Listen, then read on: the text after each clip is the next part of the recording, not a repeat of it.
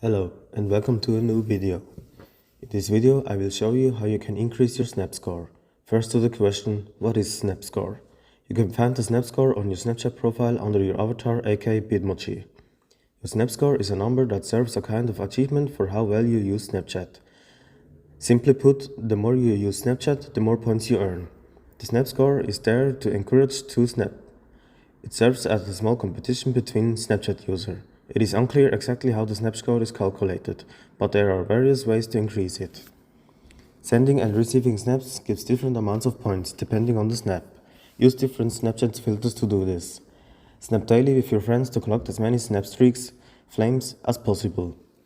Regularly publish stories for your friends as well on your public profile.